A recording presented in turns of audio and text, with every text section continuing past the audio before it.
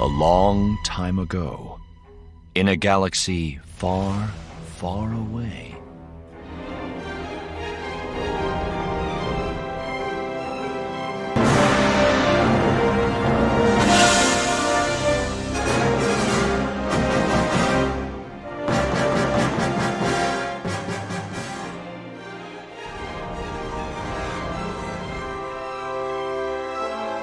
Star Wars: A Hunter's Fate, GREEDO'S Tale, by Tom Veitch and Martha Veitch, 1995.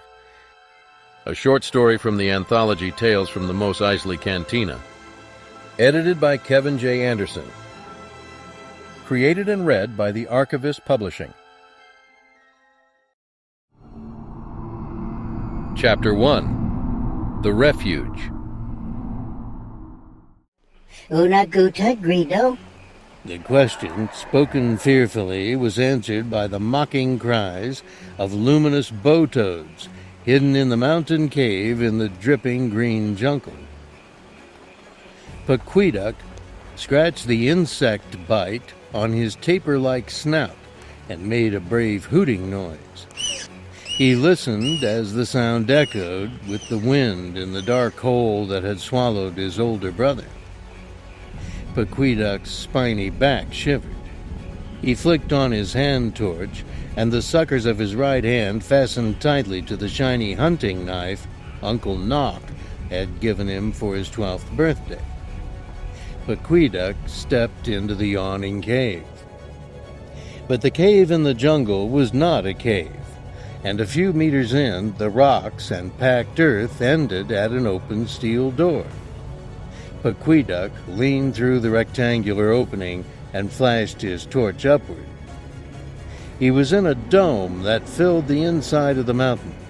The young Rhodian saw 3 great silvery ships squatting silently in the vastness. Guta, Greedo? Enthanque Kutha, Paquiduk? That was his brother's voice. Paquiduk saw GREEDO'S hand torch signaling, and he walked toward it. His bare feet felt a smooth, cold floor. GREEDO stood in the open hatch of one of the big ships. Come on, Paquiduk. There's nothing to be afraid of. Come on inside and check it out. Their bulbous, multifaceted eyes, already large, grew even larger as the 2 green youths explored the interior of the silver vessel.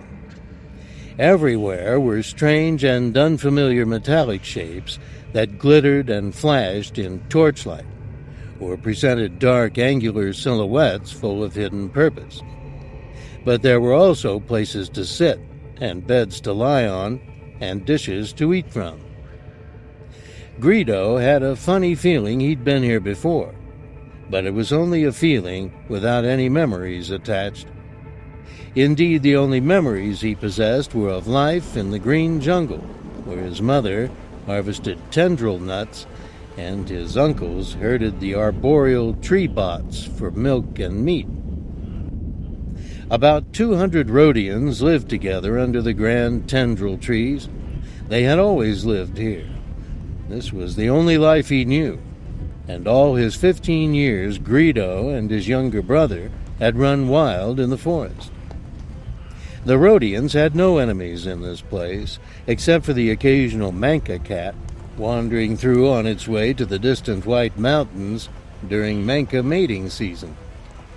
The younger Rhodians stayed close to home during that part of the year.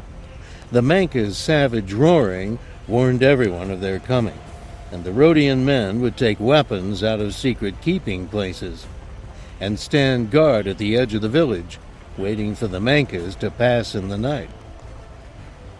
During manka season, GREEDO would hear the guns scream as he lay in bed unable to sleep. The next morning, the carcass of a big manka would be hanging for all to see from cross trees in the village center. Except for the manka killing, the Rhodians led a quiet, self-contained existence. The Olders never spoke of any other life, at least not in front of the children.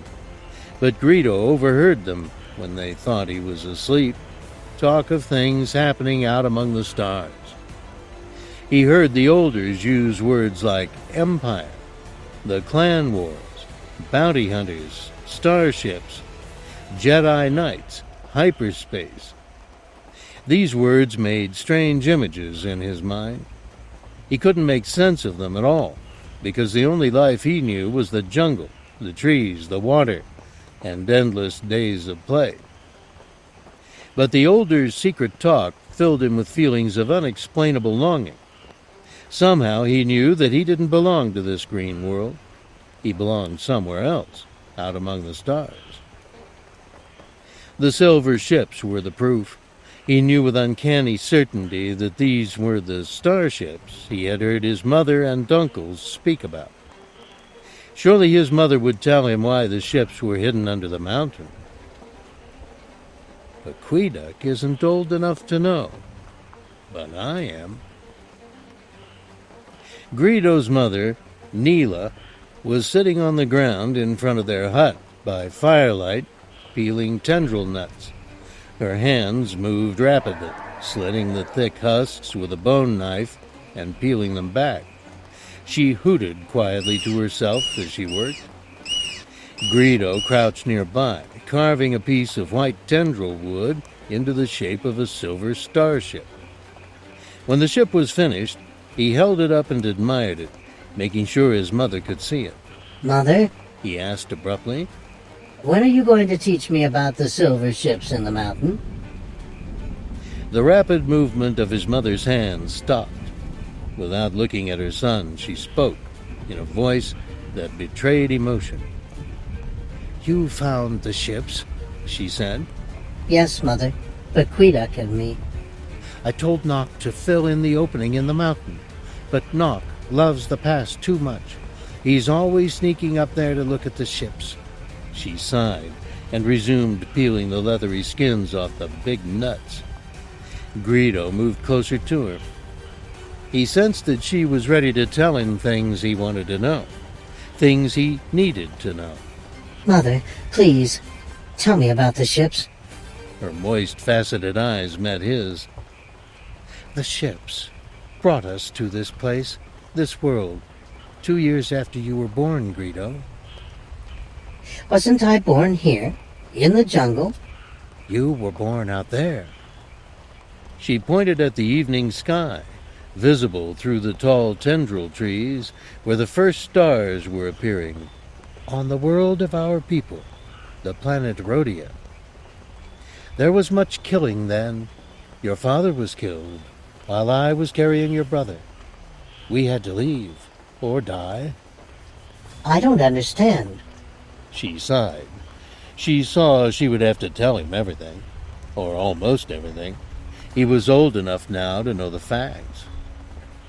"Our people, the Rhodians, were always hunters and fighters. The love of death was strong in us. Many years ago, when the meat game was gone, we learned to raise all our food, but our people began to hunt each other for sport." They killed each other? Yes, for sport, for deadly sport. Some Rhodians thought it was foolishness and refused to participate. Your father was one of those. A great bounty hunter was he, but he refused to join the foolish gladiator hunts. What is a bounty hunter, Mother? Greedo felt a chill in his spine, waiting for the answer. Your father hunted criminals and outlaws, or people with a price on their heads. He was highly honored for his skills. He made us very wealthy. Is that why he died? No, an evil clan leader, Navik the Red, named for the red birthmark that covers his face, used the gladiator games as an excuse to make war on the other clan leaders. Your father was murdered. Our wealth was taken, and our clan, the Tetsus, were nearly wiped out. Fortunately, some of us were able to escape the killing in the 3 silver ships you've found. Why did you never tell Queeduck and me about the ships, and about our people? We have changed. There was no need to dredge up the dark past. We have become peaceful here. The guns are only brought out when the Manka cats are prowling. We made a vow in our council that the children should not know of the terrible past until they were full grown. I am breaking that vow now in telling you these things, but you are almost as tall as your father now." His mother's eyes seemed to envelop Greedo. He loved the way she looked at him. Her skin exuded a pleasing perfume, a strong Rhodian scent. He gazed at her wonderingly. Suddenly there was so much more to know. He wanted desperately to learn everything. What is the Empire, Mother? She frowned and wrinkled her long, flexible snout. "I've told you enough, Greedo. On another day, perhaps I will answer all your questions. Go to bed now, my son." Yes, Mother. Greedo touched his hand suckers to his mother's in the traditional all-purpose greeting and good night. He went to his straw-filled bed in their little hut, where his brother was already asleep. Greedo lay for hours thinking of silver ships, of his father, the bounty hunter, and the greatness of life among the stars. Chapter 2. Red Navik.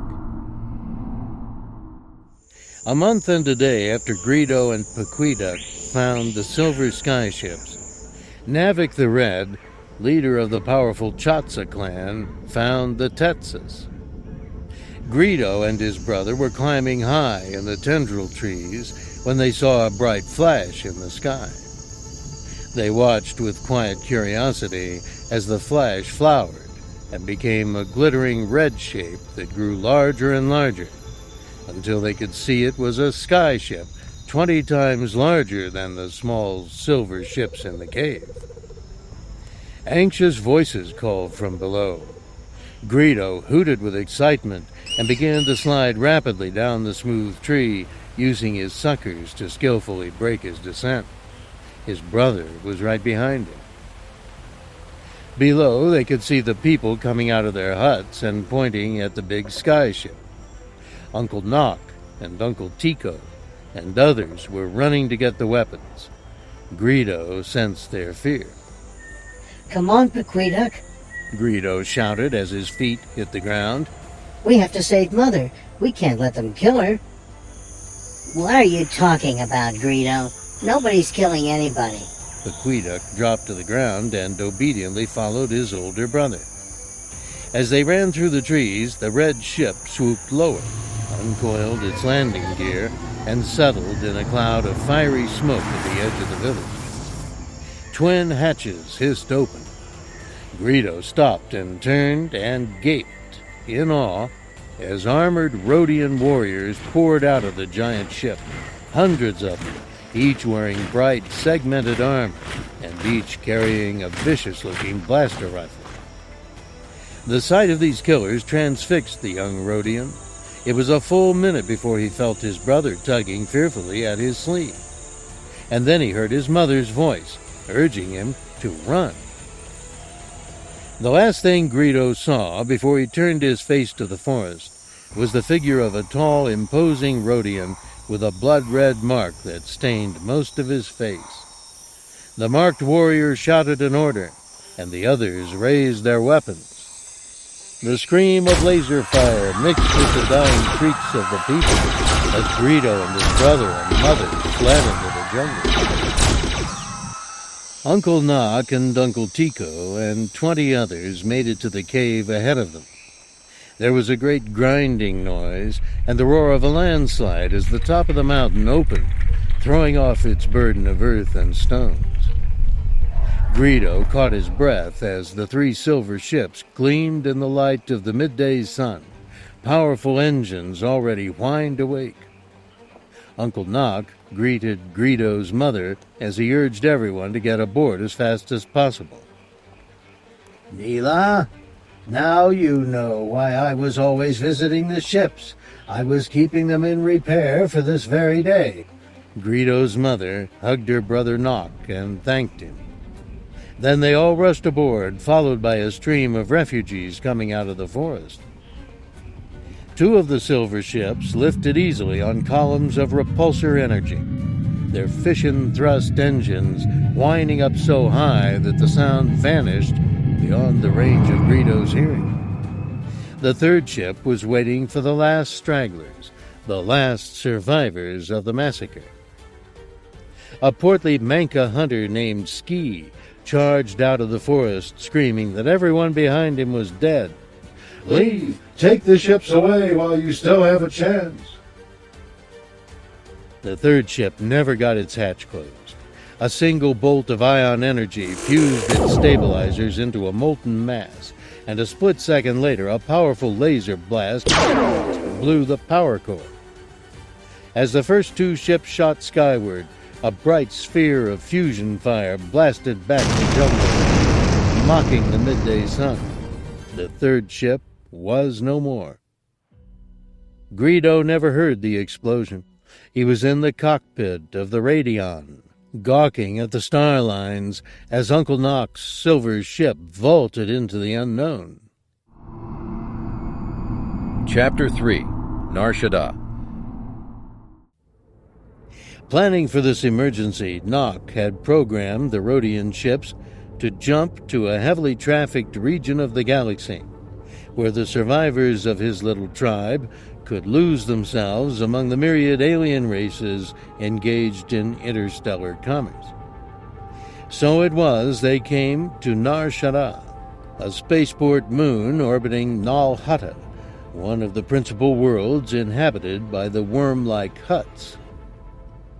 There was a continual buzz of space traffic between Nar Shaddaa and the far-flung systems of the galaxy.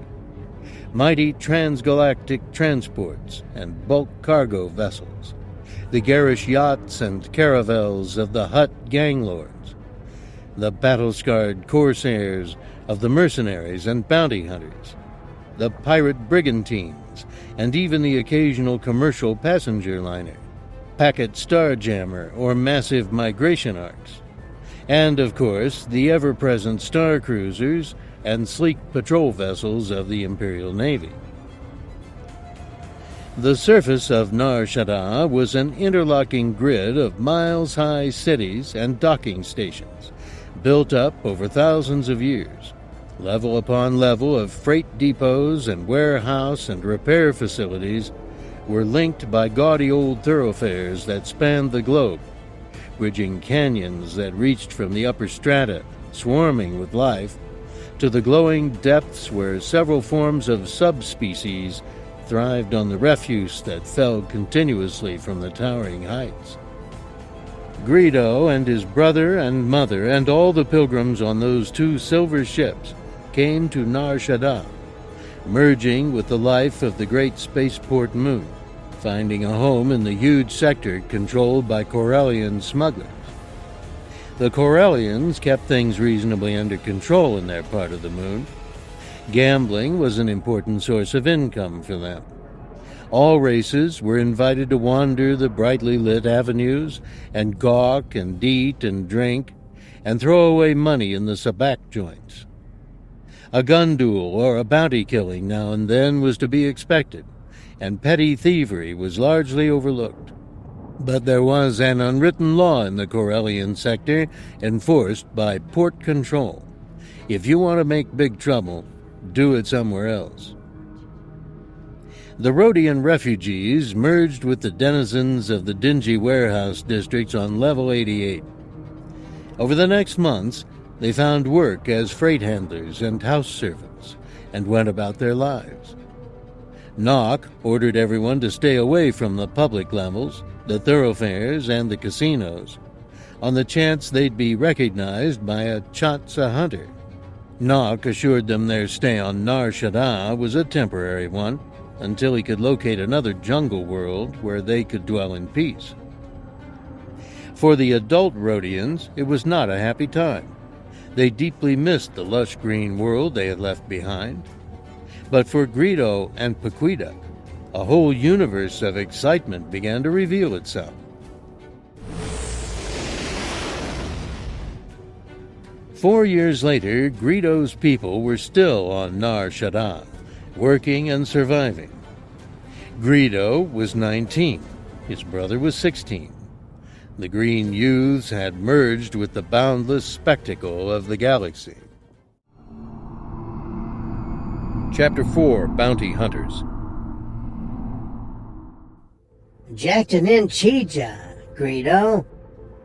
Greedo leaped back as 3 repulsor bikes whipped past, jumped a broken retaining wall, and disappeared into one of the crowded concourses that had been declared off-limits by Uncle Knock. He watched his brother and friends swerve their bikes among the land speeders, antique wheeled cabs, hut floaters, skillfully dodging the strolling gamblers, alien pirates, spice traders, street hawkers, ragtag homeless, and bounty hunters. Grow up, Aqueduct. Greedo slouched against a wall, waiting for his friend, Anki Fremp, a Siona Scup biomorph who had taught him the secrets of the street. Greedo, on the edge of adulthood, had left the games of childhood behind. He'd traded his repulsor bike for a fine pair of boots. He had stolen a precious Rancor skin jacket. He had learned how to strip therm pumps and shield regulators off hut floaters, while the local crime lords were lounging in the Corellian bathhouses, making deals with their interstellar counterparts.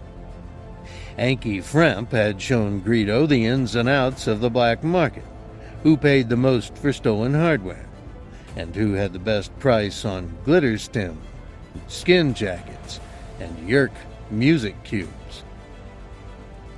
Fremp and Greedo were a team, and had been a team for 2 years. Aqueduct was still a dumb kid, playing mindless street games with his pals. Scotch Whooscope, Aqueduct.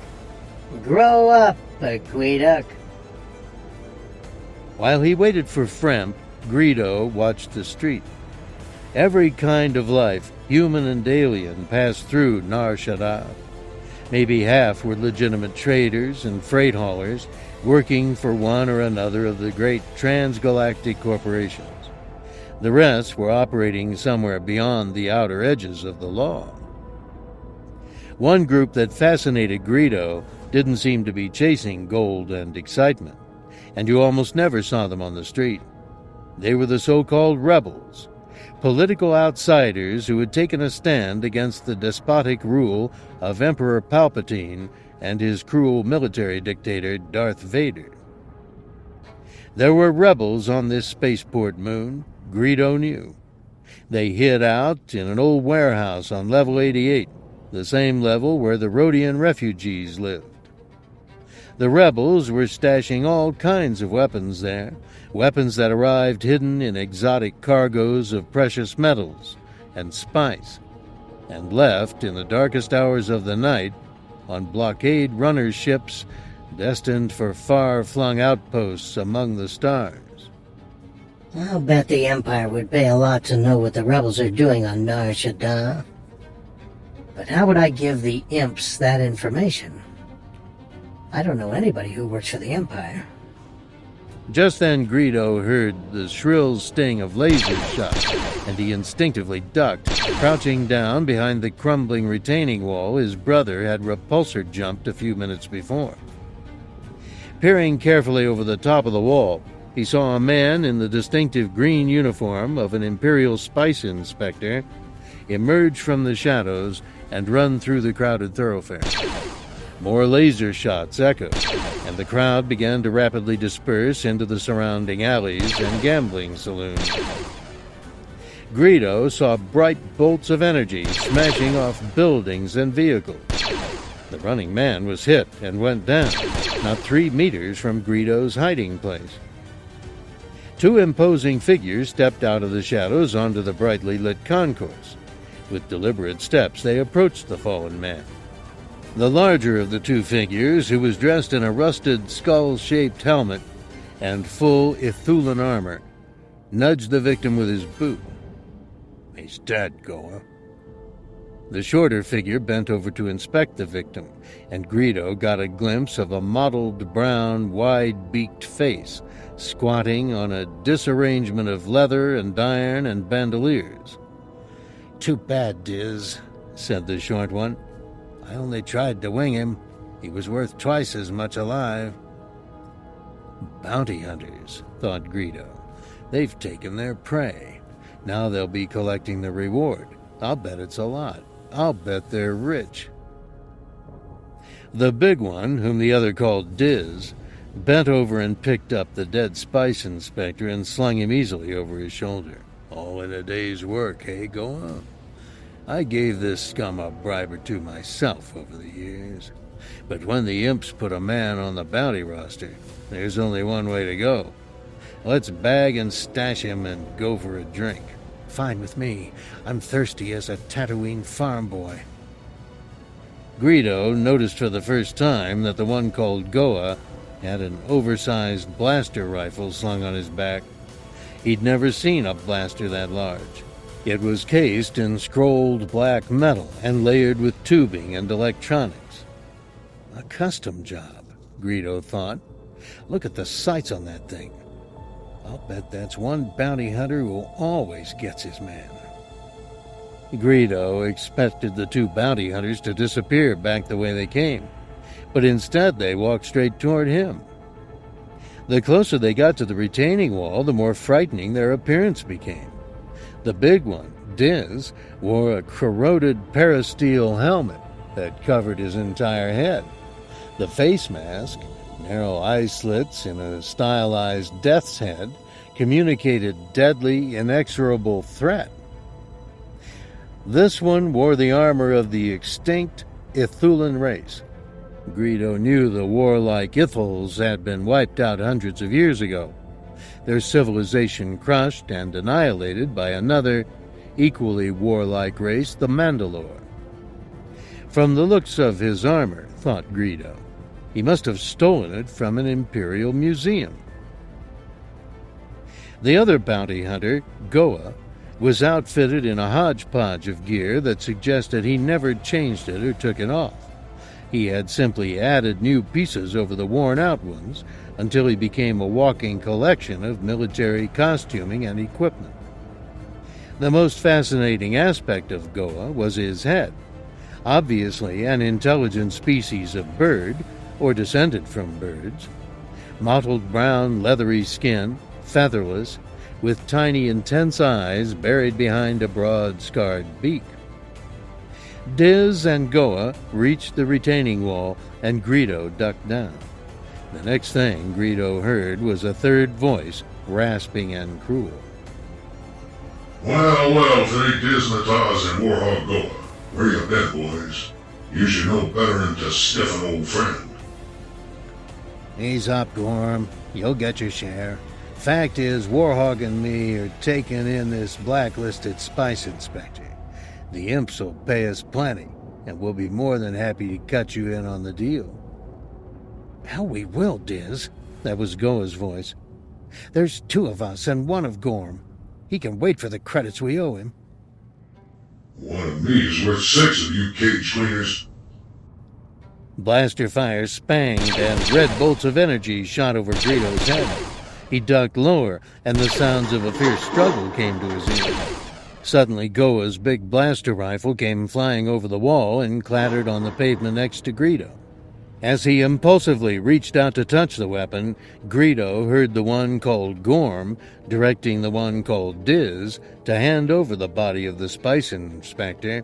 Give him up, and I'll let you live another day. Finding the courage to again peer over the wall, Greedo saw a most awesome figure. 2 heads higher than Diz Nataz, clothed in heavy plated armor and full helmet. The eyes of the face mask were glowing red electronics. Must be a droid, Greedo thought. I've heard of renegade assassin droids taking up the bounty trade. Or maybe it isn't a droid. Greedo suddenly had an idea.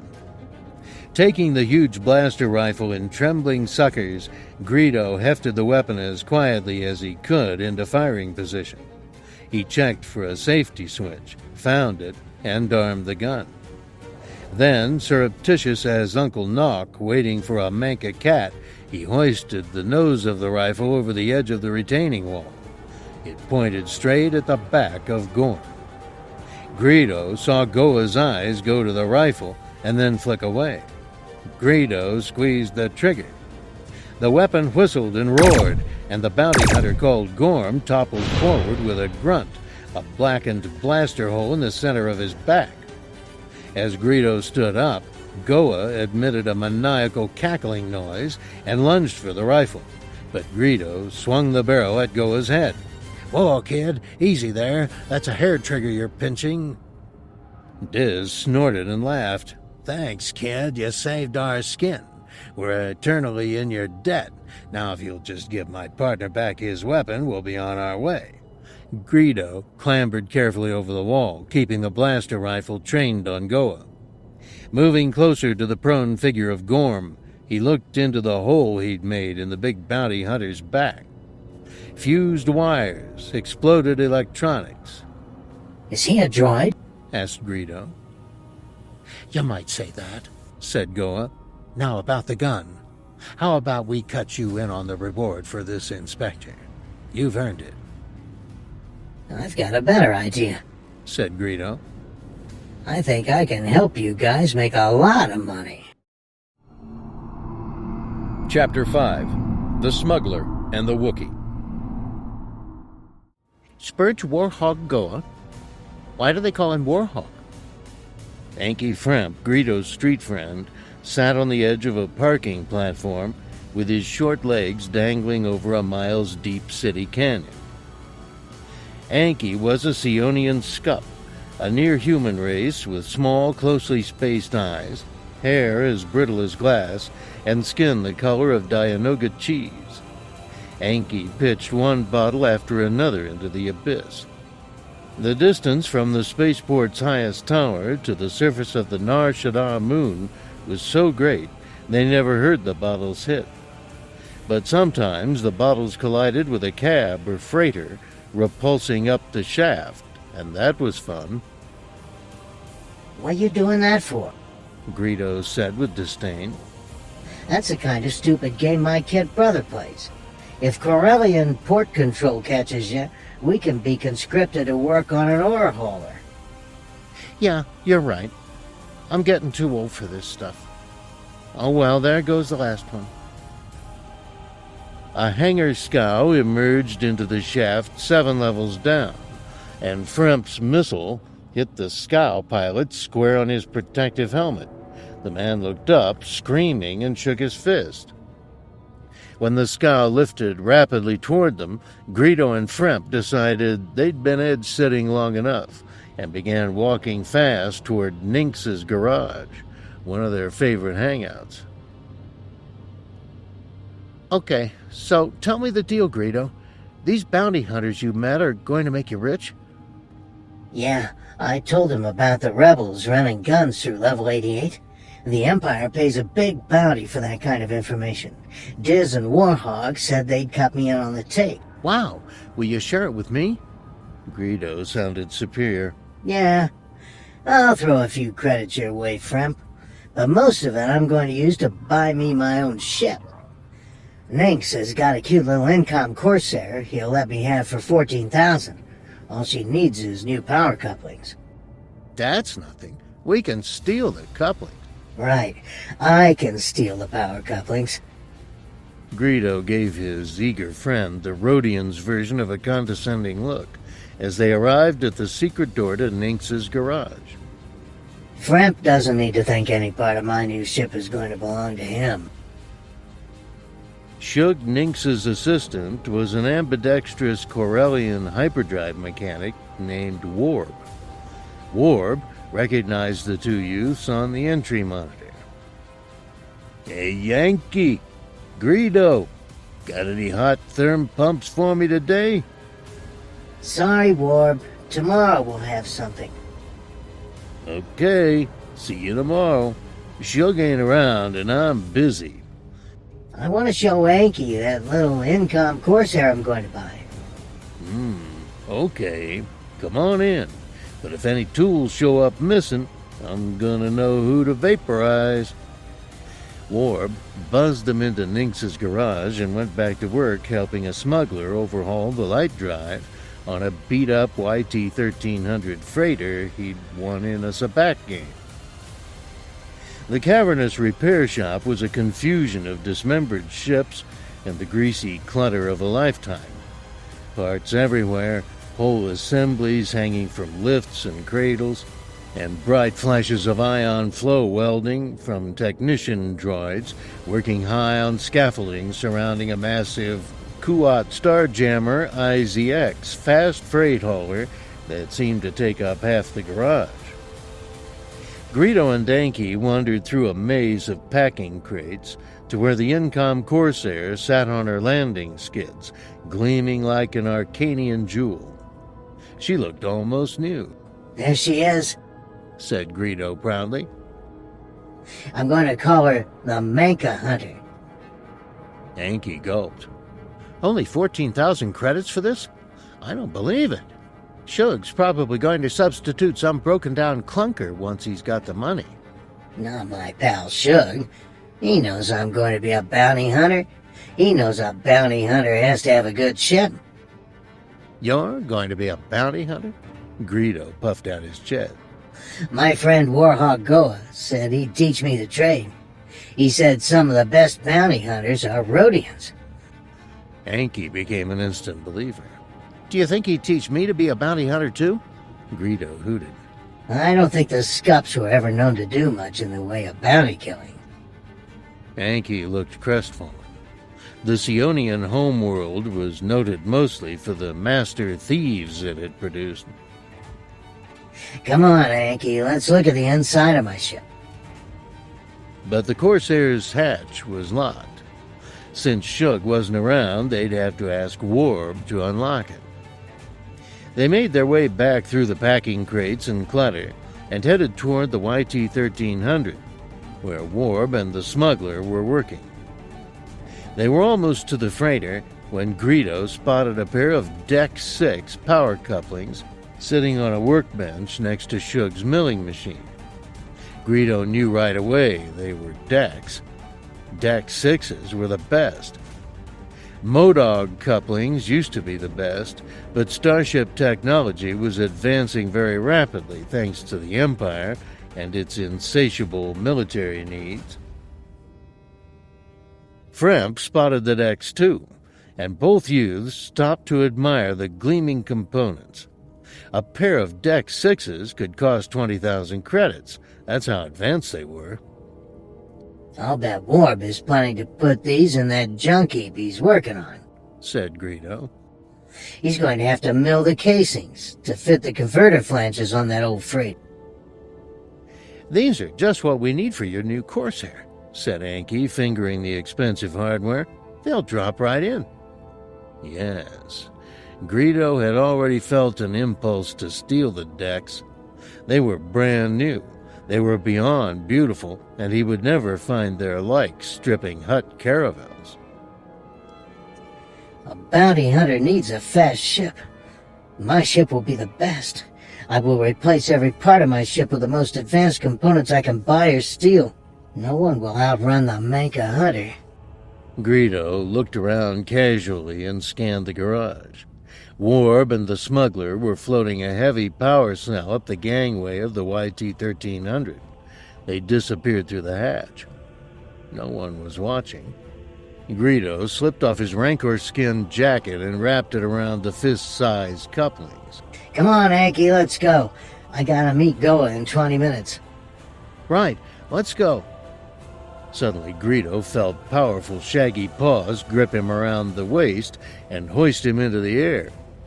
He dropped the skin jacket as he kicked and struggled, and the deck couplings clattered onto the floor. Takalia Skrek, Grulawaska. Put me down, you hairy heap. The Wookie turned Greedo with his paws so he could look into the snouted green face.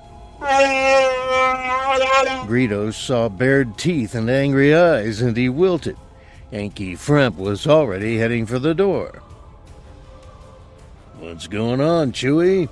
The tall Corellian smuggler appeared with Warb at his side. The smuggler had his right hand on a holstered blaster.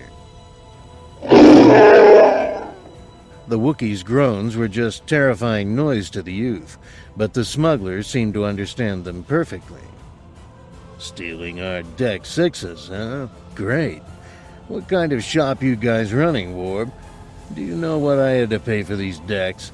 Sorry, hon, I told Shug I didn't trust these street kids, but he took a liking to the green one. You know the rules, Greedo. I'm going to have to tell Shug about this.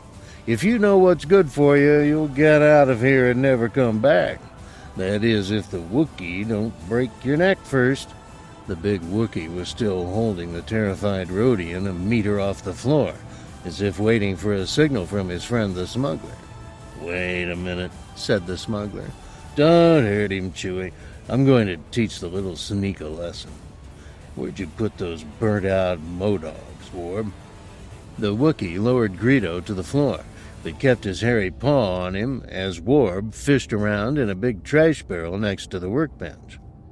A second later, Warb emerged with 2 blackened and corroded Modog power couplings. He gave them to the Smuggler, and the Smuggler handed them to Greedo. Here, the kid wants power couplings, so he can have these. I took them off the Millennium Falcon. They've got a real pedigree, kid. And all I want for them is this Rancor skin jacket. What do you say? Even trade? The Smuggler grinned, and the Wookiee squeezed Greedo's shoulder. Jack, I'll get you for this. Did he say what I think he said? Asked the Smuggler. He said it's a deal, laughed Warb. Good. The kid knows a bargain when he sees one. The Smuggler held out his hand for a handshake, but Greedo ignored it. Instead, he made a popping noise with his hand suckers and threw the burnt couplings on the floor. Then he turned and ran for the door. Yeah, Chewie, I was probably a little rough on him, but you gotta set punks straight while they're still young. Otherwise, no telling where they'll end up. Here, Warb, you want this jacket? It's a birthday present. Thanks, hon. How'd you know today's my birthday? Chapter 6.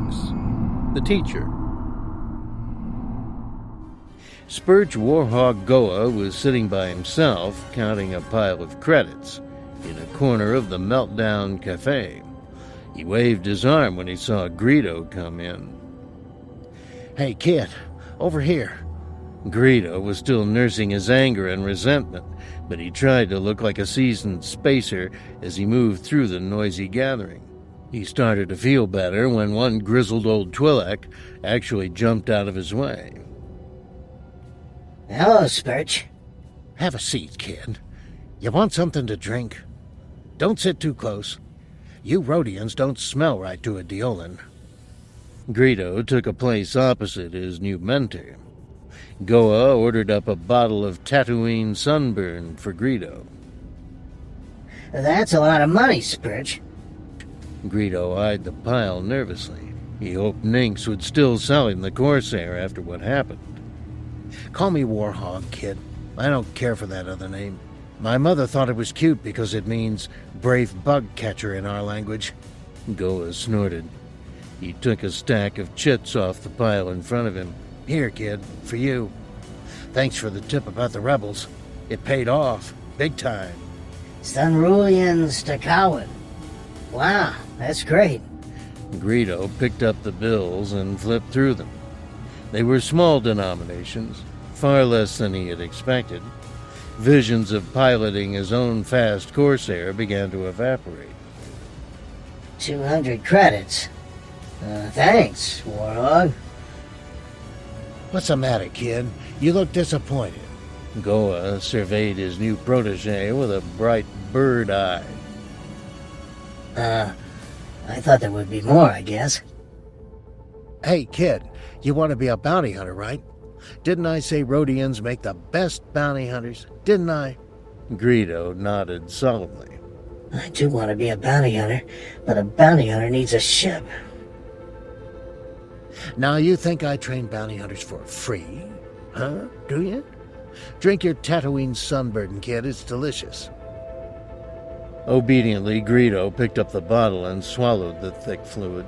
It tasted bitter. He felt embarrassed. Warhog was right. I guess I never thought about that, he said. Right, it never crossed your greedy little mind. Goa gets paid for teaching young punks how to hunt. Now look here. Goa reached into one of the many pouches strapped to his body and pulled out a much larger roll of credits. This is all yours if you want it. 20,000. That's 1/3 of what the imps paid for the intelligence on the rebels. Greedo's eyes watered, and a profound hunger rippled in his guts as he stared at the mound of credit notes. Visions of the Manka hunter started to reform. Goa leaned forward and fixed Greedo with his beady eyes. But if you take this money, that's it. You understand? I never want to see you again. You gotta make up your mind, kid. Do you want to learn the trade from an expert? Or do you want a few nights on the town and the down payment on a hot rod you'll probably crash in a week? Warhog Goa can make you the galaxy's second greatest bounty hunter, kid. Warhog Goa being the first. Greedo let Goa's words roll around inside his head for a minute, and they connected with his deepest desires. He wanted that Corsair more than anything, but he felt a deeper need to hunt, a need to be like his father, and the trade of bounty hunting was a way of making lots of money. A rich bounty hunter might own his own moon and lots of ships, sloops, cruisers, cutters, even warships. You'll really teach me the secrets? Asked Greedo diffidently. Teach ya? I'll shove the stinking secrets down your stinking throat. We got a deal, kid? Believe me, I wouldn't do it for anybody. But you saved my life. You cut me and Diz in on your first capture. And by the Kron Drift, you're a Rhodian. I tell you, Rhodians are born bounty hunters. Greedo felt waves of pride sweep over him. Born bounty hunter. Rhodians are born bounty hunters. Yes, I can feel it. I've always felt it. My father was a bounty hunter. I will be a bounty hunter. I am a bounty hunter. Deal, Warhog. Greedo hooted and held out his hand. Goa looked at the suckered fingers, and a look of disgust crossed his face. Even the kid's hand smells funny. He carefully touched Greedo's hand with his own. Deal, he said. Come on, I'll buy you another sunburn at the bar. Introduce you to some of the boys. Fool kid fell for it, thought Goa as he pushed his way toward the bar. I get to keep his share, and all I got to do is tell him a few secrets, and most likely he'll get himself faced in a month or two. Anyway, who knows? Maybe he will make a good bounty hunter. Though I never saw a Rhodian good for anything, except killing unarmed Ugnaughts. Chapter 7, Vader. 15,000 kilometers out from the spaceport moon, in the shadow of the luminous Hutt planet, the starry void cracked open, and a mighty triangular warship emerged from hyperspace. Star Destroyer. As the massive vessel moved into stationary orbit over Nal Hutta, Imperial shock troops answered the assembly klaxon, buckling on white body armor and pulling energized blaster rifles from charging sheaths. The troopers' boots resounded in the main launch bay as they ran to formation next to the two camouflaged Gamma assault shuttles that would carry them to the spaceport moon. High above on the quarterdeck of the Star Destroyer Vengeance, the mission commander received final instructions from an imposing figure entirely encased in black armor. The figure's deep voice resonated through an electronic breath mask. I want prisoners, Captain. Dead rebels won't tell me where they're shipping those weapons. The menacing hiss of the grotesque breath mask underscored the threat implicit in the voice and the words. Yes, Lord Vader. It shall be as you request. The incident on Datar was unfortunate, sir. The rebels fought us to the last man. We had lost the element of surprise, Captain. Vice Admiral Slen paid with his life for that mistake. This time, there won't be a mistake. This time the rebels won't know we're coming. Are the assault shuttles ready? Yes, Lord Vader. I've had them camouflaged as light freighters, sir. Our agents have obtained the necessary priority docking codes from port control. We're free to enter the Corellian sector of Nar Shaddaa at any hour of our choosing. Good. Leave at once. Find the enemy enclave and capture as many rebels as you can. I will follow the moment the situation is secure. Very good, sir. The mission will launch immediately. When Rebel Spec Force Sentinel Spain Covis saw the two weather-beaten stock freighters drop past him down the flight shaft and enter level 88, he didn't think anything about it. From his post in a rented view room in Port Tower 1, Covis was supposed to alert his cadre commander if any unusual ship traffic entered the vicinity. It was a boring job. Nothing out of the ordinary happened. Covis's attention was operating at about 30%. Then it hit him. The sheathing's all wrong. The cargo doors are too small. The cooling towers are in the wrong place. I've never seen freighters configured like those. Covis grabbed his comlink and yelled, "Stardog 1, this is Dewback." "Go ahead, Dewback, what's the problem?" "Watch your tail, Stardog. 2 Rancors in the house." "Got it, Dewback." 20 rebel commandos had already taken up positions inside the warehouse, their surveillance sensors scanning the street, when the camouflaged Gammas rumbled into view. In the rear of the cavernous building, other Spec Force infantry loaded the hold of a massive Z-10 transport, clearing the warehouse of as much ordnance as they could before the firefight began. In the very center of the warehouse, behind a heavy blast shield, a C4 CZN ion field gun was rolled into position. The element of surprise the Imperials hoped for was gone. The firefight on level 88 was very fierce, and it happened very fast. Greedo's mother, Neela, heard a shuddering roar and ran to the window of the reconstructed ventilation flue where she and her sons lived, in the warren of structures crammed into one end of the warehouse district. At that moment, one of the Gamma assault shuttles transformed into flaming vapor, becoming a sphere of light and energy that expanded in a flash, igniting both sides of the street. The green fireball seared Neela's large eyes, and she turned and bolted screaming into the back of the apartment. The other Gamma unleashed twin turbos, and the front of the rebel warehouse shattered and split. The shuttle crew ramps came down. Imperial shock troops emerged blasting. Another round from the C4 ion gun, and the second Gamma was history. A rain of blaster shots were exchanged, 60 shock troops went down, and the fight was over. The rest surrendered. Greedo was hanging around with Goa and Diz, and a bunch of other bounty hunters on level 92. The hunters had news that a wanted list had been released by a top Hutt gang lord. The Hutt was assigning collection jobs on a first-come basis, complete with signed contracts.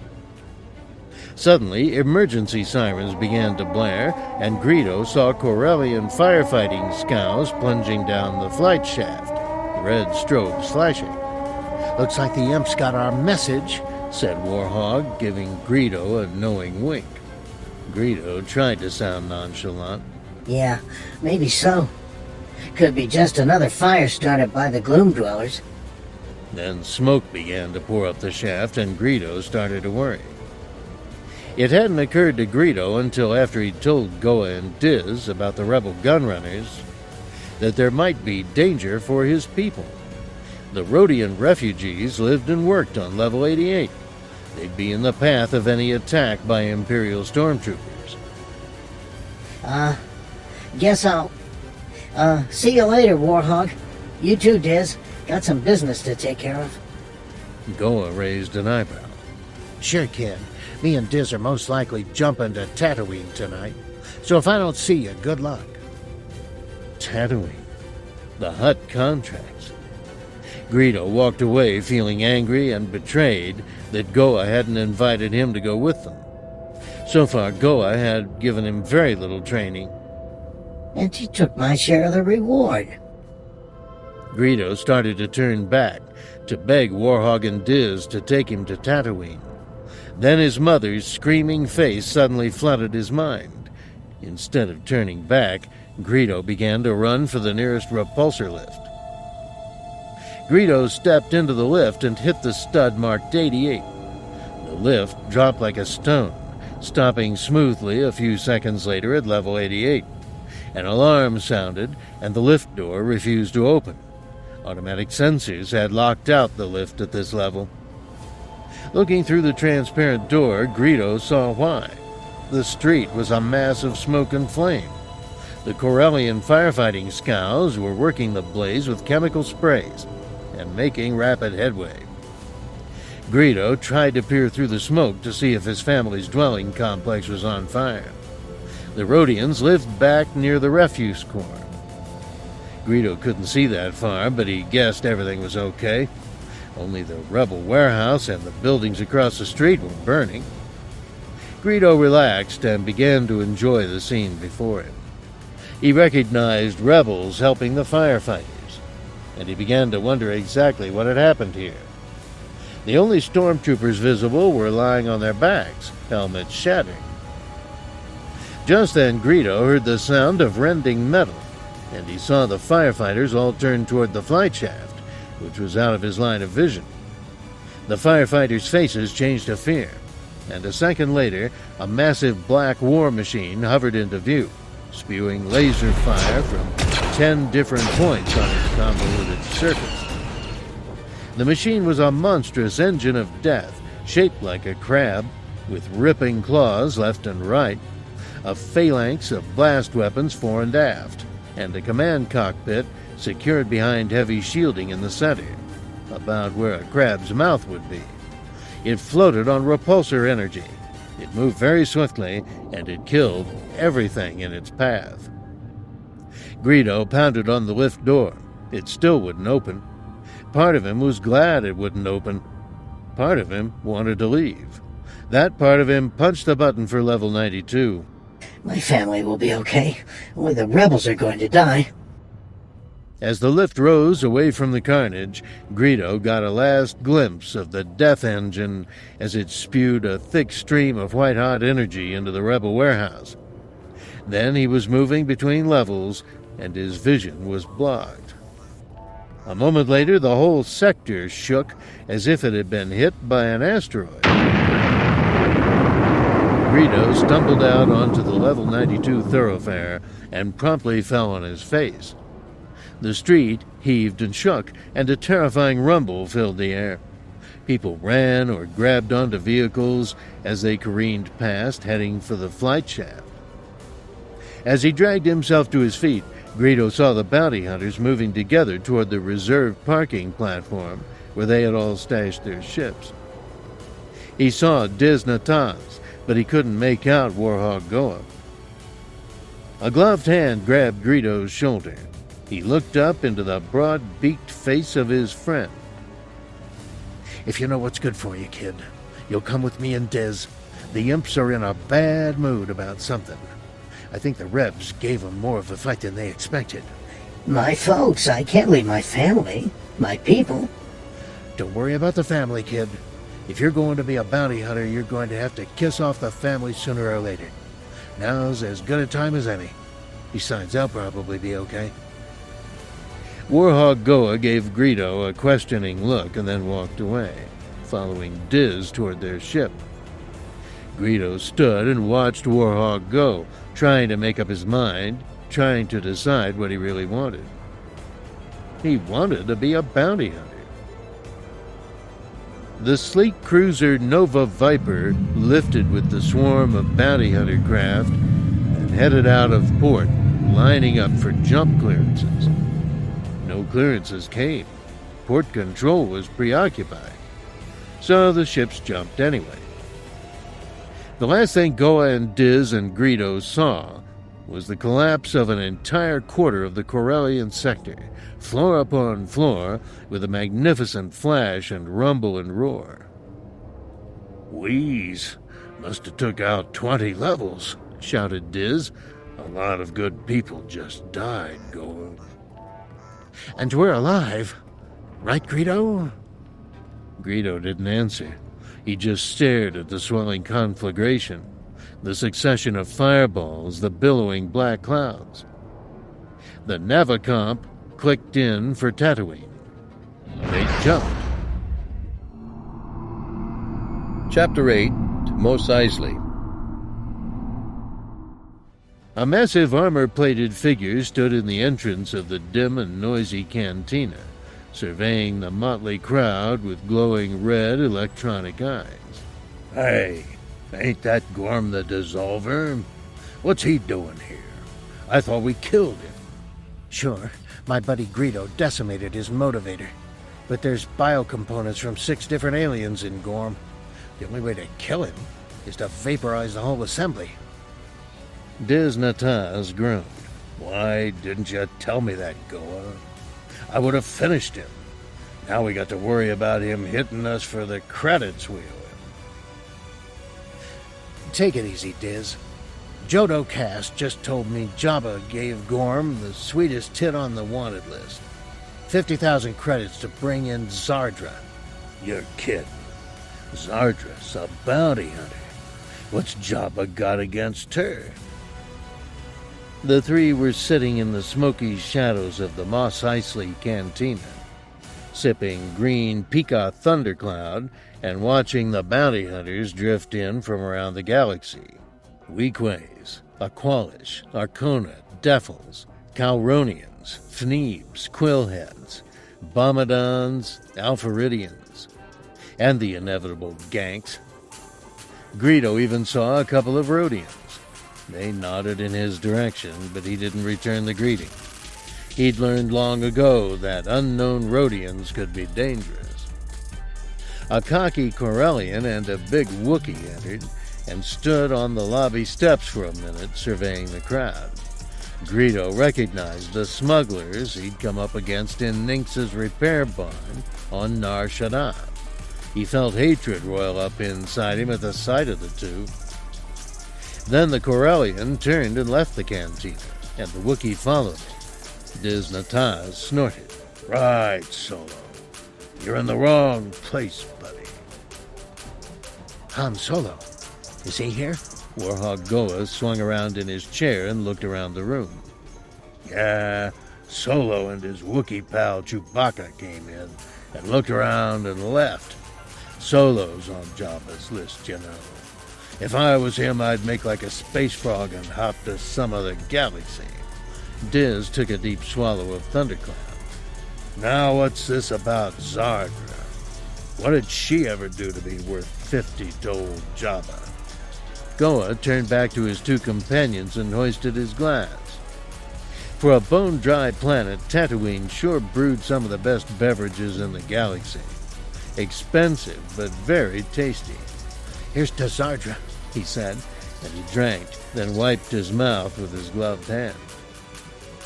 "Zardra and Jodo Cast were on a hunt in the Stennis system, looking for a pair of spice jackers named the Thig brothers. The Thigs were armed to the gills with Imperial blasters they'd stole from a military supply depot. Jodo says to Zardra, 'Why don't we split up? I'll put the word around the ports that I'm following the Thigs, and you stay out of sight. The Thigs will be itching for a fight. I know those guys. They'll come looking for me. I'll stage a little face-off, and you sting 'em from the shadows. Just stun 'em, you know. We'll take 'em alive.' Jodo knew he could count on Zardra. She's as fearless as they come, and a crack shot with a stun laser." "Yeah, I've seen her in action. The best. So then what happened?" All this time, Greedo wasn't saying anything. He was savoring Diz's remark that Solo was on Jabba's list. Half-formed images of revenge flickered through his mind.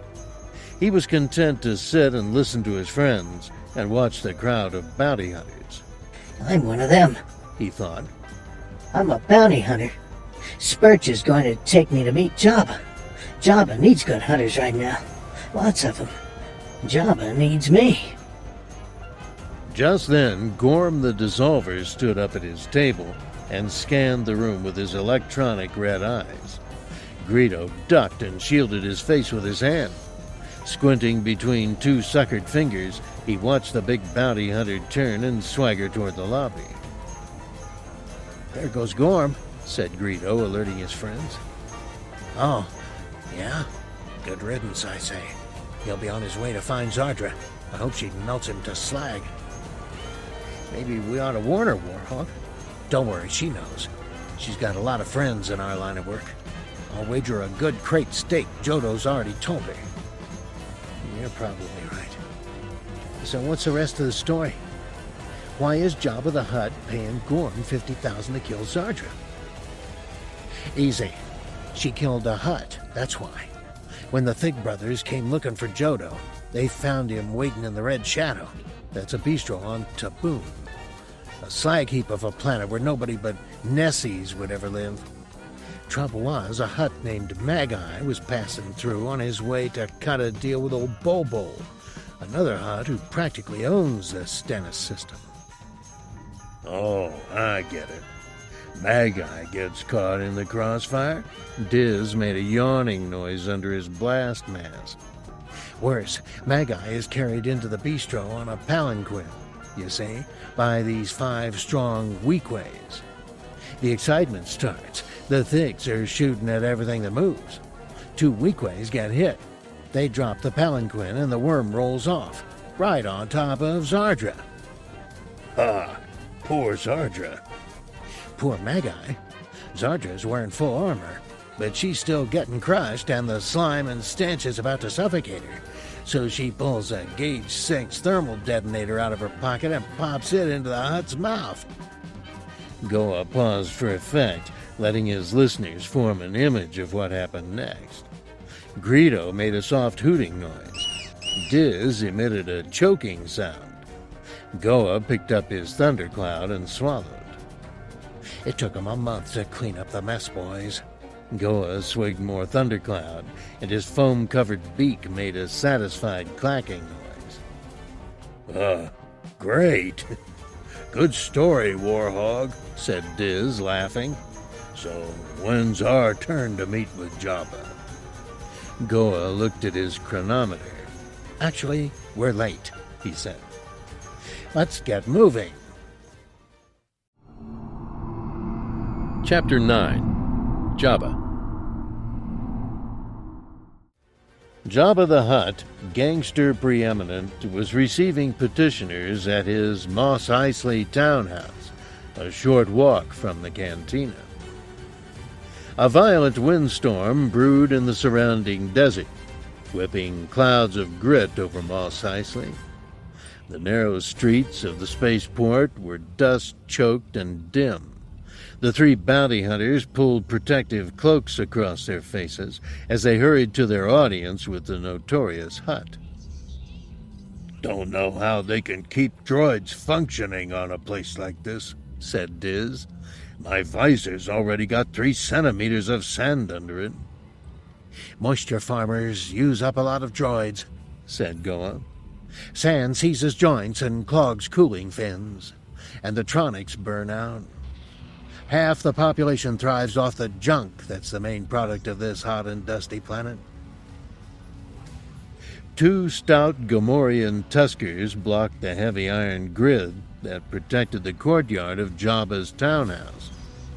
The pig-like brutes made threatening grunts and brandished battle axes as the bounty hunters appeared out of the darkening streets. But Warhawk Goa didn't hesitate, roaring out the password he'd been given earlier. The Gamorreans immediately stepped back. The spear-tipped gate rose with the grinding of hidden gears, and Goa sauntered under the menacing points with a cocksure gait. Diz and Greedo held back, waiting to see what happened to their friend. Goa turned and cackled. "What's the matter, Diz? You afraid of old Jabba? He's the hunter's friend. Come on, Greedo. I'll show you how to get rich. Suddenly, 4 vicious-looking Nikto emerged from the shadows of the courtyard and leveled blaster prods at Goa. One of them shouted. What do you know?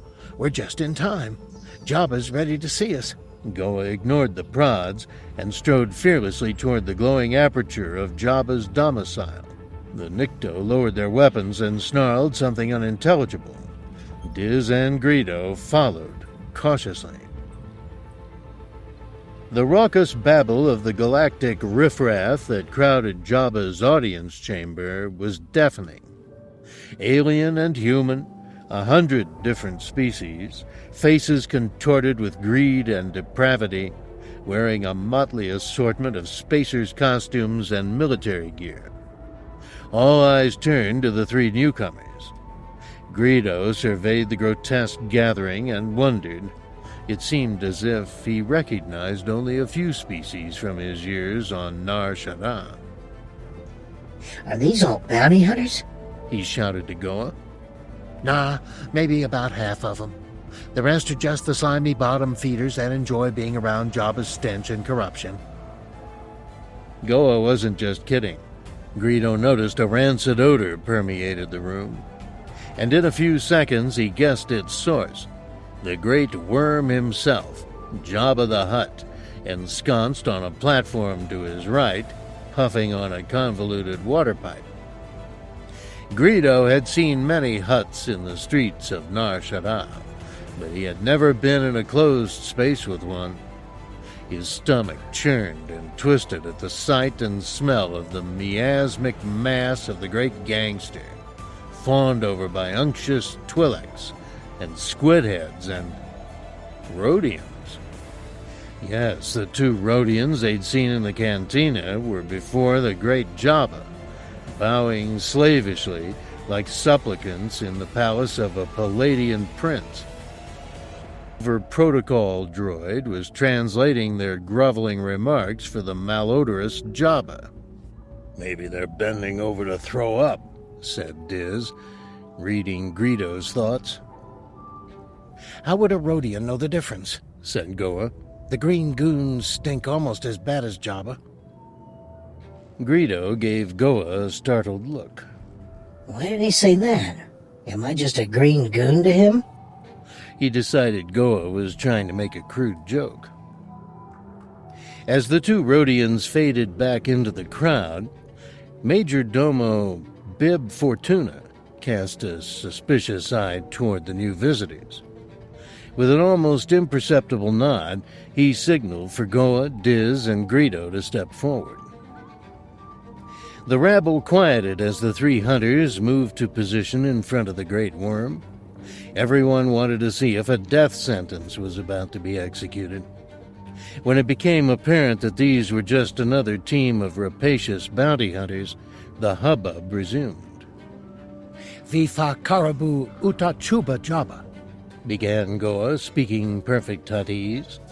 He knew that Jabba himself spoke many languages fluently, and used his protocol droid for the several million other forms of communication. But he wished to honor the crime lord in every way possible. Mojajapo Chakula Cha Asubuhi, rumbled the Hutt, apparently pleased to be treated with respect by scum. What did he say? Said Diz. What did you say? I told him he's the most disgusting pile of swamp sludge in the galaxy. He thanked me for groveling before his bloated, slimy, putrid body. Really? Whispered Greedo. You said that? Go's pulling your snout, kid. We'd be rancor bait if he'd said any of that stuff. Goa turned his full attention to the Hutt, hoping Jabba hadn't heard the whispered exchange. If he had heard it, Jabba gave no sign. He proceeded to laugh quite jovially and popped a squirming sand maggot into his mouth. Greedo almost retched at the sight of the swollen tongue dripping with slaver. At this distance, of not more than 1.5 meters, the malignant smell of Jabba's breath was overpowering. The Hutt's lardacious body seemed to periodically release a greasy discharge, sending fresh waves of rotten stench to Greedo's sensitive nostrils. Nesabo Greedo, Pombo Gekfulter Badawanga. Goa put one hand on Greedo's shoulder as he introduced his protege to the illustrious gangster. Greedo bowed nervously as the huge eyes turned on him and reduced him to space dust. Jabba and Goa exchanged a few more phrases, and then Jabba proceeded to deliver a long soliloquy that ended with the words, Quabo nuta du deadbeata Han Solo. Goa turned to Greedo and Diz. The worm has seen fit to offer us the opportunity of hunting one of his most notorious debtors, that pirate Han Solo. Solo claims he lost a load of spice when he got boarded by imps, but Jabba thinks Solo sold the spice and kept the money. This is a collection job. Jabba wants that money. I ain't messing with Solo, said Diz. He's got too many ways of getting revenge, even after he's dead. I can handle him, said Greedo. He's just a small-time Corellian spice runner who thinks he's big stuff. He stole a Rancor skin jacket off me. I'll take Solo. Warhawk Goa looked at Greedo for a moment, and then slapped him on the back. Okay, kid. That's what I like to hear. This'll be a good assignment to cut your baby teeth on, 'cause Solo's on Tatooine. We saw him today in the cantina, remember? I'll even be able to give you some backup. If he's got the money on him, you'll get it easy. Diz snorted. Great. You help the kid. I don't want nothing to do with it. Now what about us? You gonna set up a couple of deals for us? Or you gonna waste the whole trip on the kid? Right. I got that covered. Goa exchanged a few more words with Jabba, and then Fortuna handed the bounty hunters 3 scrolls. The official contracts assigning them exclusive hunting rights for the period of 2 Tatooine months. The Solo scroll was for a much shorter period, due to the fact that Jabba was anxious to clean up a debt that had remained uncollected far too long. On a signal from Fortuna, the 3 bounty hunters bowed ceremoniously and moved back to make room for the next team of job applicants. An unsavory human named Dace Bonarm and his IG model assassin droid. Greedo found himself separated from Goa and Diz as they were swallowed up in the crowded audience chamber. Greedo made his way to an open spot in a corner next to the bar. Without being asked, the Aqualish bartender slid a brimming glass his way. Greedo felt proud of himself as he leaned back against the wall and sipped the syrupy Tatooine sunburn. Across the room he could see Diz standing next to a hunter named Dengar that Greedo remembered from Nar Shaddaa. They were both examining their scrolls and comparing notes. Warhawk Goa was deep in conversation with one of the Rhodians. Greedo felt a twinge of jealousy, seeing his mentor talking to another Rhodian bounty hunter. I'm a bounty hunter, he thought. I'm going to stalk my prey and I'm going to collect the reward, and I'm going to start building a rep. I'm going to be the toughest Rhodian bounty hunter that ever was. I wonder what that Rhodian and Goa are talking about. He saw Goa look toward him, and then the Rhodian's eyes met his, and Greedo realized they were talking about him. At first he felt uneasy being noticed by the strange Rhodian. Then Goa waved, and the Rhodian held up his hand, suckers out, in a gesture of brotherhood. Greedo beamed with pride. Okay, they're talking about me, Greedo the bounty hunter.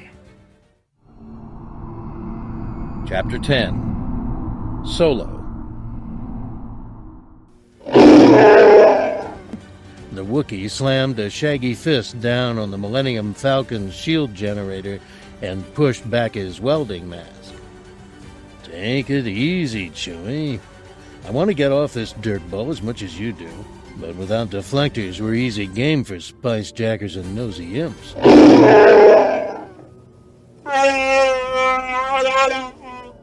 Right. Jabba's throwing the biggest bounty hunting bash in the sector, and you just know our names are getting bandied around over dessert. That's another reason to blow this joint. But like I say, if the ship had been under cover during the sandstorm, we wouldn't be in this mess. Han Solo finished vacuuming sand out of the alluvial dampers and wiped his brow on his sleeve. Why does a free and unfettered guy like me always end up on wasted planets like this, when he could be basking in the oceanside breezes of any gambling resort in the universe? Because I'm not very good at sabacc, he thought. Lucky sometimes, yeah, but not that lucky. Unlike some people I know, I gotta work for a living. Chewbacca made a soft warning growl, and Solo raised his head and looked around. Two bulbous, faceted eyes were staring at him out of spiny green balls of flesh. The leather-garbed humanoid body beneath the head held a blaster in multi-suckered fingers. Han Solo? The voice from the long green snout spoke through an electronic translator. Who wants to know? Han knew who wanted to know. A Rhodian with a blaster is always a bounty hunter, or a bill collector. Greedo. I work for Jabba the Hutt. Greedo. Oh yeah, I remember you.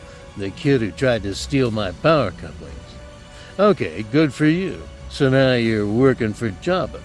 By the way, I understand Rhodian, so you can turn off the squawk box. Han jumped down from the scaffolding as casually as he could, and picked up a rag to wipe his hands. Hidden in the rag was a small Teltrig 7 blaster, carefully placed there for just this eventuality. Fortunately, he didn't have to use it. His mouth was his best weapon. Listen, tell Jabba the truth. I came to Tatooine for only one reason, to pay him. Greedo turned off the translator. Goa had suggested he use it to make sure the client fully understood the gravity of the situation.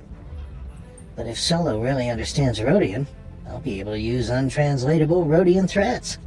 Neski Jabba Kultan Two's Titch Crast, Solo. Jabba doesn't believe dorsal spine parasites tell the truth, Solo. Yeah, well, what does that overfed vermiform know? Do you really think I'd come anywhere near this place if I didn't have the money? Greedo's hand tightened on his gun. He wasn't sure if insulting one's employer required special action on the part of a bounty hunter. What Solo said about being on Tatooine was logical, though. If somebody was after your hide, would you fly into his back pocket? This is going to be easy. Skag! Turn Crass Canuta, Solo. All right, then give me the money, Solo. Venu Snod Greedo Vorskulta. Then Greedo will be on his way. Yeah, tell you what, Greedo. Tell you what. It's not quite that simple. The loot is bolted into the frame of the Falcon here. Secret hiding place, understand? Why don't you come back tomorrow morning and I'll hand it right over, easy as pie. How's that sound? Navtuda. Borktipatu Mata. Tani Snotto. No, get it right now, I'll wait. I'm not letting this gully fish slip out of my grasp. Greedo thought. Especially with Warhog watching me from the shadows. I can't get it right now. Listen, if you can wait till tomorrow, I'll throw in a little bonus. A couple thousand credits just for you. How's that sound? That sounded good. Progman Nitan Yaz Fit Sovshus. Make it 4,000 credit. 4,000? Are you crazy? Oh, all right. You got me over a barrel, pal. We'll do it your way. 4,000 for you. First thing in the morning. It's a deal. Without another word, Solo turned his back on the bounty hunter and began cleaning a spanner. He palmed a little blaster just in case the green kid changed his mind. But a minute later, Chewie gave his all-clear grunt, and Solo relaxed. Great, Chewie. Can you believe the nerve of that guy? Now we got to finish prepping the ship tonight. When that punk comes around tomorrow morning, all he's going to find is a big grease spot on the hangar floor. Warhog Goa sipped a Starshine Surprise and glanced around the Mos Eisley Cantina. The bounty hunter crowd was thinning out. A lot of hunters had gotten their contracts and jumped. Some of them were probably already stalking targets in the streets of cities 1,000 parsecs away. Solo doesn't plan to pay you, He said, looking at his protege. don't you get it? It's a stall. Warhog noticed the two Rhodians sitting in the booth near the entrance lobby. They nodded to him, and he nodded back. You want to meet those two roadies, Greedo? They're good hunters. I'll bet they can teach you stuff even I don't know. Want me to introduce you? Greedo looked down at his drink. Goa wouldn't know about the clan wars. I never told him. He wouldn't know about the time the ships came, hunting the Texas refugees. Texas just don't talk to strange Rhodians. He wouldn't know that because I never told him. Yeah, but what's the point? I'm a bounty hunter now. That's the important thing. Bounty hunters hang together, drink together, trade war stories, help each other out of jams. So after I take my first bounty, after Solo pays me and I hand the money over to Jabba, after the word starts to get around, then I'll make friends with those guys. They'll respect me and we'll have a drink together. And they'll tell me some great stories and I'll tell them about how I saved Diz and Goa by blasting Gorm right through his electronic guts. So like I say, Greedo, there's two sides to every deal with Jabba. That's my lesson for today. If you collect the debt, you'll be in Jabba's good graces. But if you let Jabba down, you're as good as dead. Greedo tried to sound scornful. Don't worry, Warhog. Solo will pay. First, we find out for sure if he's got the money with him. Then, if he doesn't hand it over, I'll kill him and take it. You still going to work backup in case the Wookie tries anything? Sure, that's the plan, ain't it? Wak nudo, Goa. Thanks, Goa. Han Solo's ship, the Millennium Falcon, was still sitting in the docking hangar when Greedo walked in shortly after sunrise the next morning. Han Solo was nowhere to be seen. Greedo tried to open the Falcon's hatch, but it was code-locked. Greedo and Goa finally found Solo and the Wookiee having breakfast at a little outdoor cafe behind the Dewback stables. Greedo kept his hand on his holstered gun, but didn't bother to turn off the safety because Goa had a rifle trained on the quarry from the alley across the street.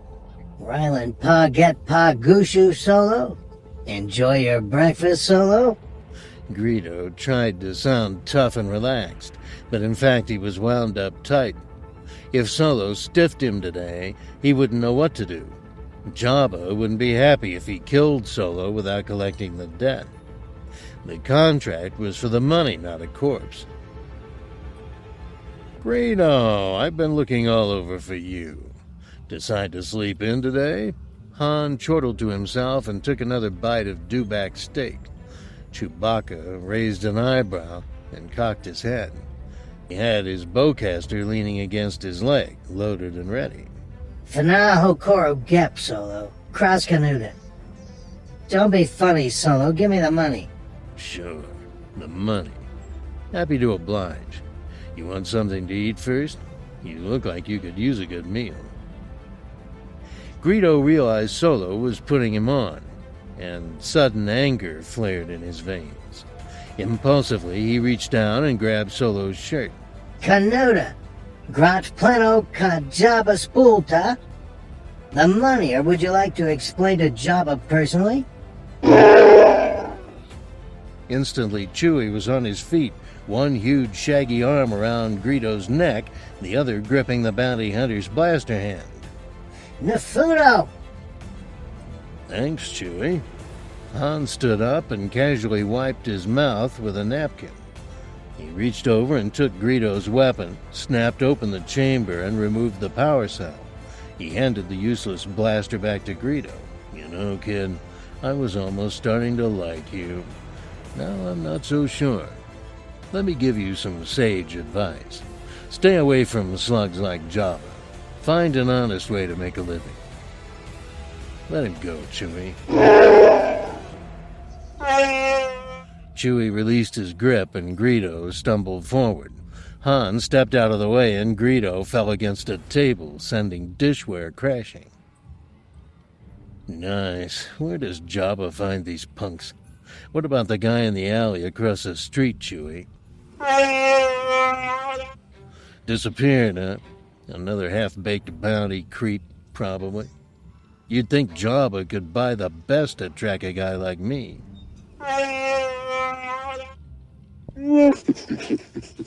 Yeah, I agree. We're playing with fire hanging around here. The Falcon's prepped. We could have jumped this morning if Taggart had kept his promise. If he doesn't show by tomorrow with that load of glitterstim he wants transferred, we're history, okay with you? I thought so.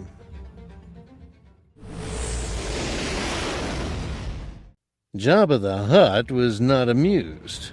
Kubwa funga najibo. You said this inexperienced slime wart could collect from Solo.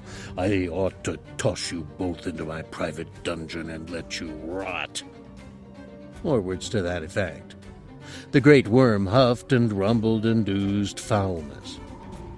On either side of his throne platform, Weequays and Nikto brandished their weapons ominously. As usual, Jabba's audience chamber was crowded with the dregs of 100 galactic civilizations. Warhog Goa was abject. He groveled shamelessly before the bloated, drooling crime lord. As he did so, he regretted bringing Greedo back here without the prize. But he had to seek another audience to persuade Jabba to let Greedo kill Solo without collecting the debt. That was the key. Now the words tumbled out in one breath. He had to say it all before Jabba pronounced their deaths. Oh, most incomparable Jabba, as you are well aware, Han Solo, that worthless piece of Dianoga dung, is a very difficult customer. May I suggest that you allow my protege to simply kill Solo and take his ship as payment for the debt he owes you? Jabba grunted and puffed his water pipe thoughtfully. Then he seemed to brighten, as if that were possible. Nevuta Kinja. Jabba likes your suggestion. He will spare the superfluous life of your protege. He looked straight at Greedo before he spoke again. At a signal from Jabba, the silver protocol droid, K-8LR, stepped up and translated Jabba's every evil word into the Rhodian tongue. You may bring me Solo so that I may kill him, or you may kill him yourself and deliver his ship's papers to me. Jabba has seen in his wisdom that this must be so. Greedo breathed a sigh of relief and bowed slavishly. Thank you, great Jabba. Your wisdom is Nakungo. But you had better work fast. I now declare an open bounty on Han Solo, and I raise the price for his head to 100,000 credits. 100,000, said Goa. Every bounty hunter in the... Yes, so true. If your protege can't get Solo, somebody else most certainly will. Then Jabba leaned forward and once again fastened his malevolent eyes on Greedo. And if you do not fulfill our bargain, you had better start running, little green insect. Bring me Solo, alive or dead. Chapter 11. The Cantina. There was live music today. The patrons were in an ugly mood. Greedo and Goa sat in the booth next to the lobby entrance. When Solo and the Wookie came in, Solo pretended not to see them, but Chewbacca articulated a low growl as he passed Greedo. They know we're here, Warhog. Yeah, that's the idea. Are you ready to execute the plan? Nechla Zanota. Sanert Pusko Vatula Pa. I'm not sure. I'm getting a bad feeling. Well, if you're not ready, I suggest we head for hyperspace before Jabba finds out. I've got work to do. Where's Diz? He left this morning, hitched a ride with Forlom and Zuckus. Diz has a rich contract, a warlord who decided to evict the Hutts from the Comnor system. Sounds like a difficult job. Very difficult, but Diz Natas is the man to do it. And you're the right hunter for the Han Solo hit, Greedo, my boy. Are you ready? Just then, there was a disturbance at the bar. Shouting, a scuffle, then the sudden flash and drone of a lightsaber. A dismembered arm flew through the air, landing near Greedo's chair. The music stopped. Greedo and Goa had noticed the old man and the boy come in, and they had heard the bartender eject the droids. Goa had noted the quiet intensity of the old man, and the thought had crossed his mind. He's old, but I wouldn't want to test myself against him in a blaster fight. The room was deathly silent. Greedo sucked in his breath and hooted softly. Nice piece of work for an old man, he said. Must be a Jedi, said Goa. I thought their kind were long gone. Greedo had never seen a Jedi. The room came to life again.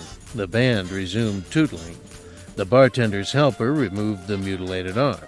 Somebody ordered a round of drinks for the house. Check it, Greedo.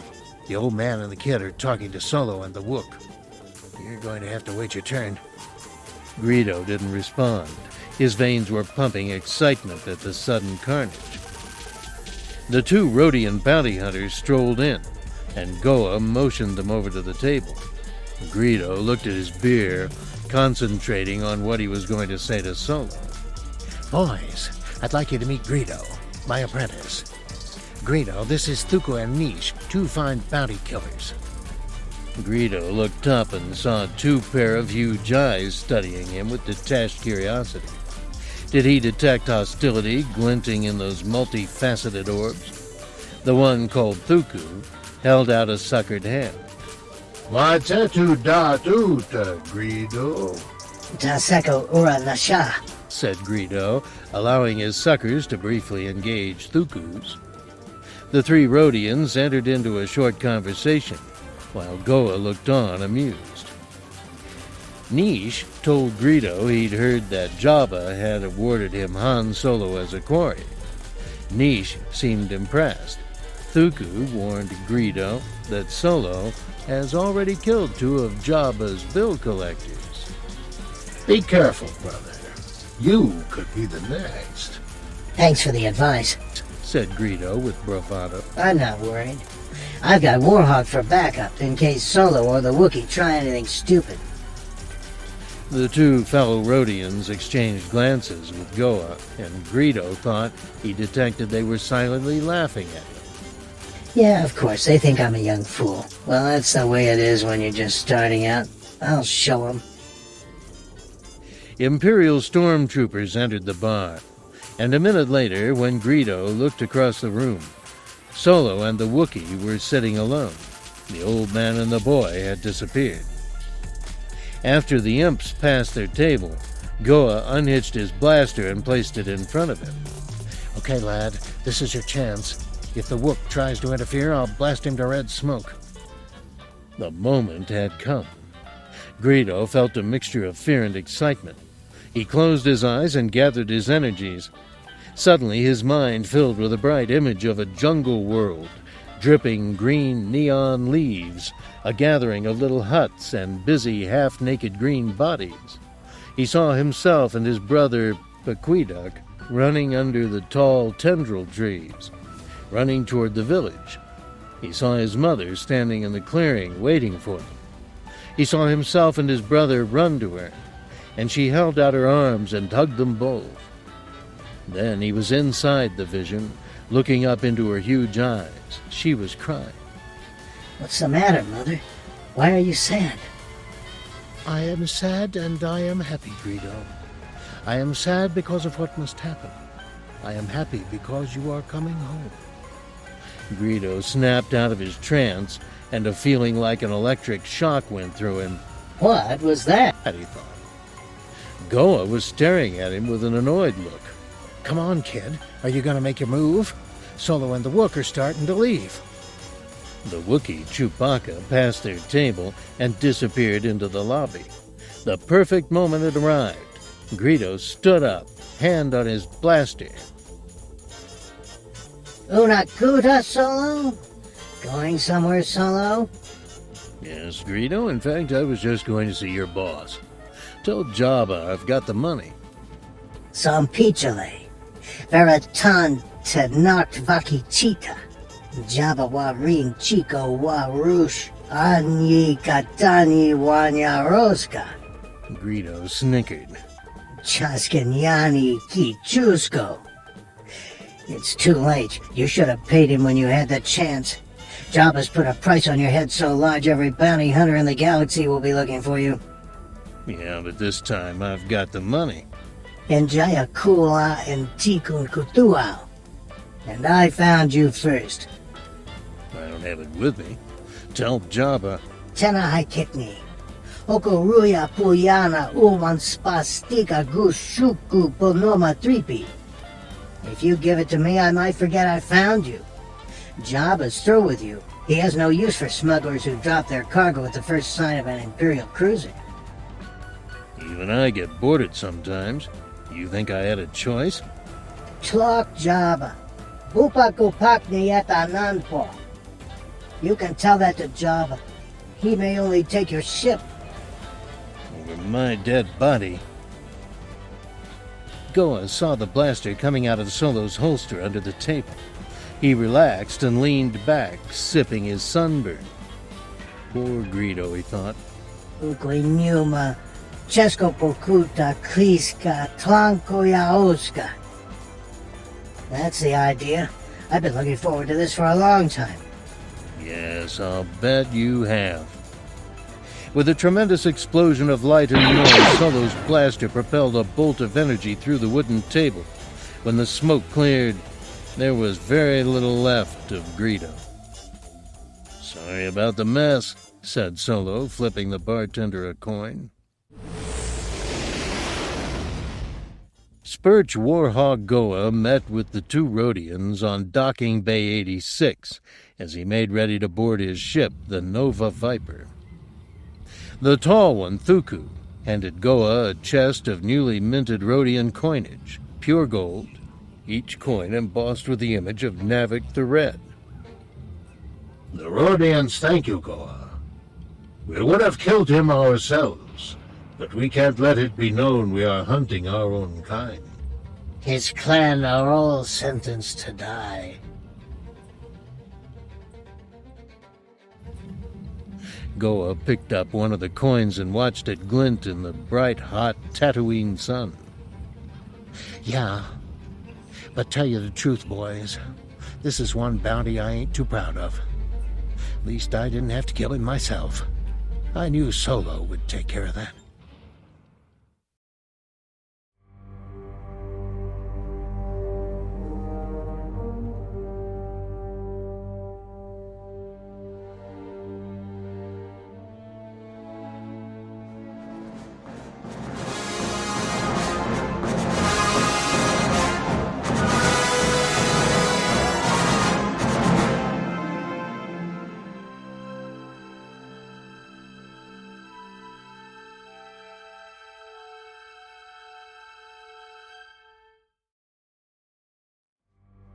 This unabridged audiobook was developed 100% using artificial intelligence to generate realistic and familiar voices.